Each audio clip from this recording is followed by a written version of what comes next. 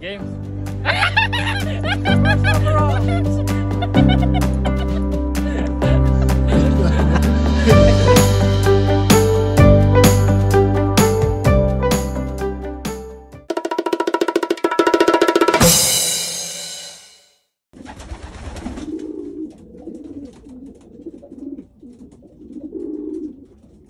Ayun na!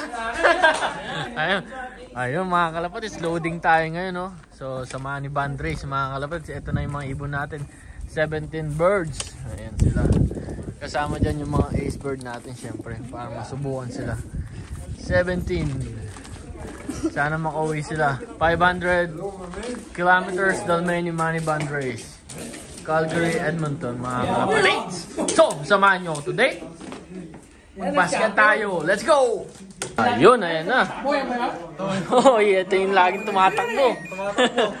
Si takbo lang, no? Hindi ba kumula na makwak? Ayan, basket na natin sila mga kalapatid. Johnson Arden. Ayan. Ito yung kapatid ng ano. 66. First ace bird. Pang 8 naman to. Pang 8 na ace bird. Tingnan natin. Laki no, laki. Pang 8 sa huli. Laki ng ibon na no.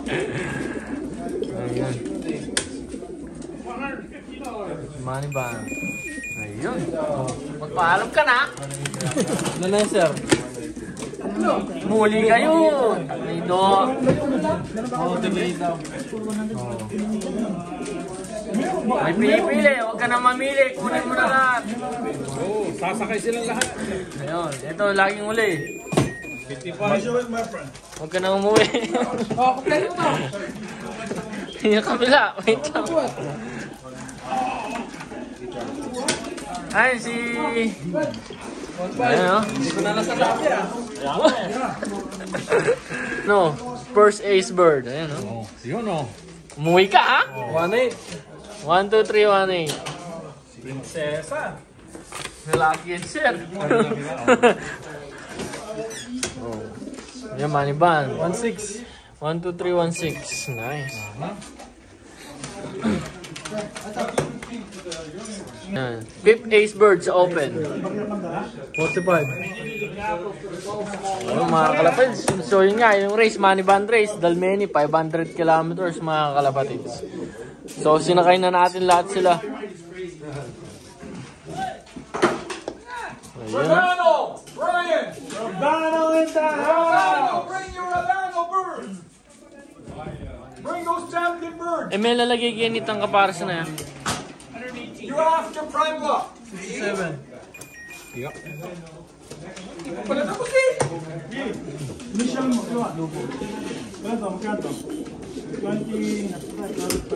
Yan o. Oh.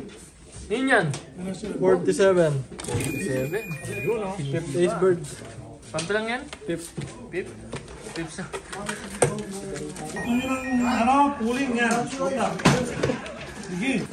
No, only 3 races. 44. Only! There you go. Yan. Dito. So magdadagdag pa ng 5 dito. Yun, good to go na mga sir. Tatlo na lang dito. Yeah. Number 2. Francis, right there. Nasa huli. Tapos na? Yeah. Uy. Rodano!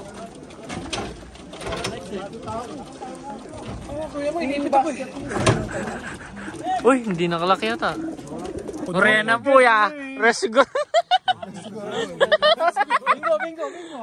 Ayan o, ayan mga kalapatids. Yung pooling natin, yung ginagawa natin, yung pooling sheet. Ayan.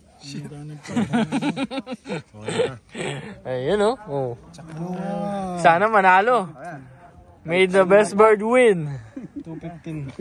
Mga kalapatids o. Magnanod na.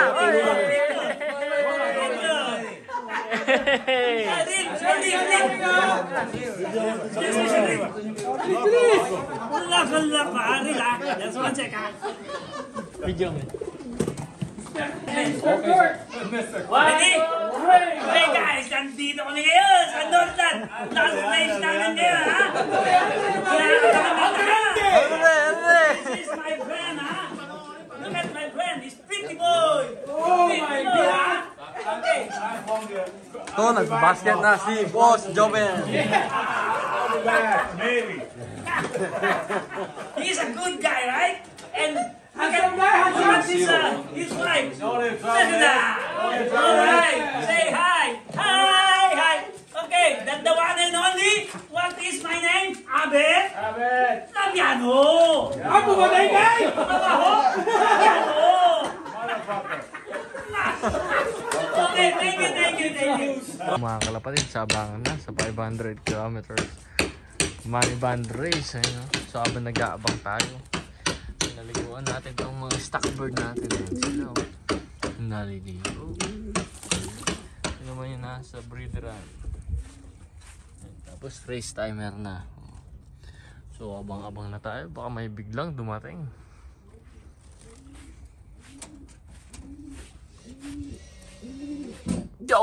Nauna ulit. Ang galing mo talaga. Uy, nagputik. Tana. Conditioning. Galing mo talaga. Uy, nagputik.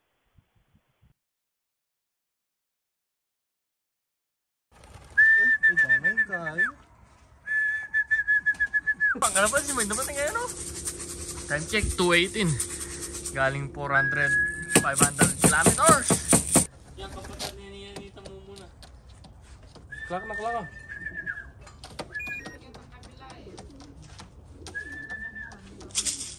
Tapos ba muna yan?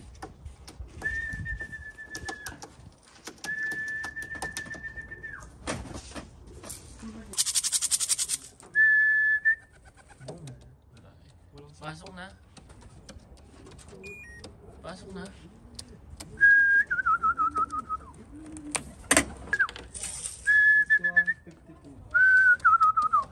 Kabagal mo. Nakapamikla. Lakas mo talaga, boy. Tingnan mo naman, oh.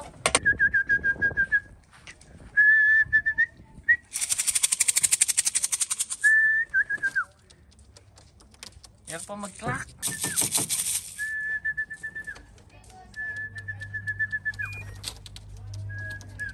Dam ko.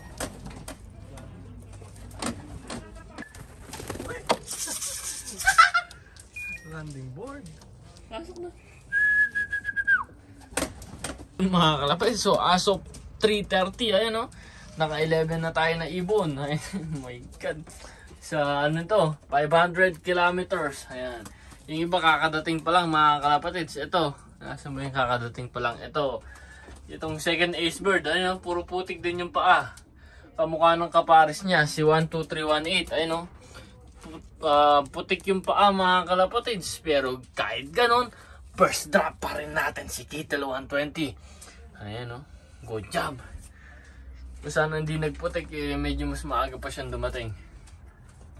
Tapos yung mga kapatid ni Kittle 120, ayan, kompleto sila. Ayan yung mga 11 na dumating. Nagre-recover sila. Pero yung mga unang dumating, kamukha nito, ito mga kalapatid, so late breed, heavy molt. Second drop natin, ito din, no, from 500 kilometers. So, walang balayibo sa neck. Nakauwi. Talagang hindi mo masasabi kung alin yung mga matitibay. Ayan sila. Nice. Thank you sa pag-uwi. Galing 500 kilometers. Dalmeny, Saskatoon, mga kalapatid. Special money race. Sana pumesto tayo kahit nasa top 10, top 20. Goods na yun, mga kalapatids. Ayun si Kittle 120, oh. Si Kittle 120 lang ang sakalam. Yun mga kalapatids, kinabukasan, no? May dumating. Kakarating lang yan. Naku po, money ring, ba't ngayon ka lang dumating? Pasok na. Oh my god. Ayun, 13 na yung mga pangwalayuan natin. Ayun, kakadating lang niya. Ayun, oh. Naglilinis tayo, biglang may nag-dive. Lakas mo talaga. Ito yung kalagay ng mga ibon natin. Ayun, oh. The next day, ayan na sila. Malamig ngayon, mga kalapatids. 10 degrees siguro. Kaya nagpa-flop up sila. Pero ito yung bagong dating lang, oh. Sa kagaling, boy. Tinayaan ka namin. Naku po, ayan. Good job sa pag-uwi. Ito yung mga kalagayan ng ibon natin, oh. Kinabukasan. Yung mga ibon natin, kondisyon pa. Yung mga pups nila, ayan, oh. Ganda. Bilog na bilog. May down feathers pa. Parang hindi nag-race ng 500 kilometers. Ayan pa yung iba. Oh. Mga buo, mga kalapatids. Ayan, oh. Palabasin na natin to. Labas ka muna, ha? Si ano to? Si 12314. Pinsan ni Kittel 120, mga kalapatids. Ayan. Ito yung mga ibon natin. Pinalabas muna natin sila sa aviary para makapaglinis tayo ng maayos. Ayan. Magkait-kait muna tayo. Ayan, oh. Nilalamig sila. Dinadamdam na nila yung lamig. Yun nga, malamig mga kalapatids. 10 degrees siguro. Ayan. So magkait muna tayo. Palabasin na natin tong si bagong dating. Yun mga kalapatids. So mga alas 10 na ng umaga. Kakatapos lang natin mag-third at maglinis ng loob. So papakainin na natin itong mga young bird. Ayun, nagkukumaus na sa loob. Ayan. So recovery pa rin yung binibigay natin sa kanila. Pang recover dun sa may get 6 to 8 hours nilang puro lipad kahapon from 500 kilometers race. Ito nga pala yung pinapatuka ko sa kanila. Black label number sa lalaga. Tapos hinahaluan natin ng traditional mix para sa mga young bird. Energy mix ka ng mga kalapatids. Medyo high protein to para pang recover nila. Ayan, oh. So patukain na natin sila. Ayan na mga dragon. Ayan na mga warriors natin. 13 sila mga kalapatids. We got 13 out of 17 sa mga young bird natin. Including yung mga ace bird natin. Umuwi sila. Maliban lang dun sa 5th ace bird. Wala pa yung isang ace bird natin mga kalapatids. Pero yung tatlong, yung lahi ng Kittel 120 natin, tsaka yung mga best Kittel, tsaka Porsche 911, tsaka yung mga Chipo Kupman, yung mga gumagawa na linyada sa atin. Ayan sila, oh. Ito si ano, si Turkey. Walang ano yan sa leeg. Walang balahibo. Pero nakauwi. Ang tibay. Yung dalawang late breed natin, ang tibay mga kalapatids. Talagang heavy mold sila, kagad pa silang nakauwi. Ayan. Talagang lalakas. Good job. Good job. Ayan. So last race in 3 weeks yata. 2 to 3 weeks last race na. Yun na yung pinaka last race bago mag winter dito sa Edmonton, Alberta, Canada. Yun yung Alberta Open na tinatawag mga kalapatids. Tawag dun is Park Big.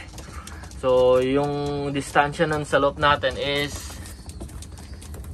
744.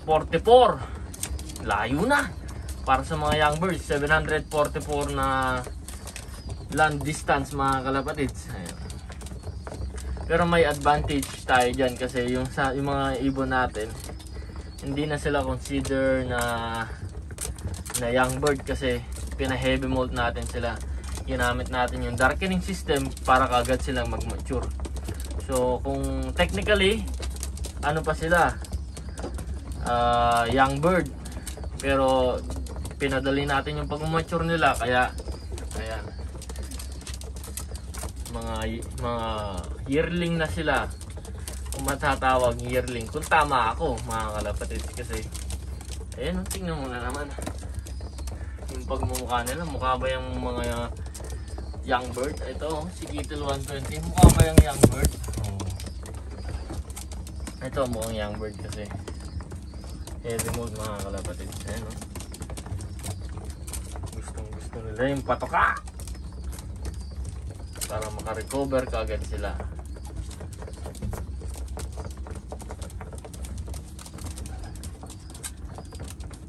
Binigyan natin yung ginisamix.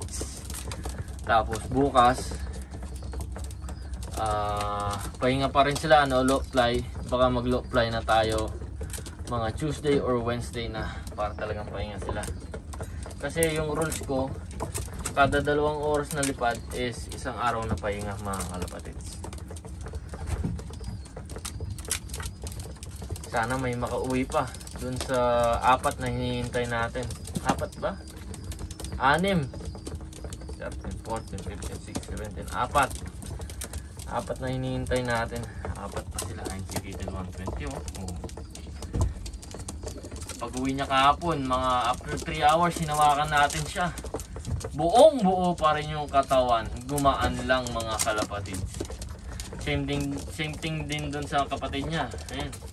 Yung checkered na yun, kapatid niya. Tapos yung isa pang checkered, ito, kapatid din niya. Ito. Mga full brother, full sister niya yan. Mga kalapatid.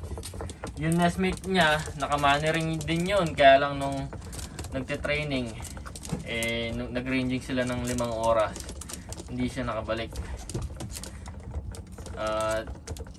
Buti na lang nung nag-ranging ng 5 oras, si Kitel 120, yun, may sumalpok, so napahinga siya ng 2 weeks mga kalapatids. Kasi nga may sugat, may tama sa dibdib, sumabit.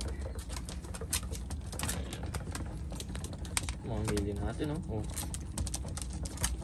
Lakas. Oh, ito pa.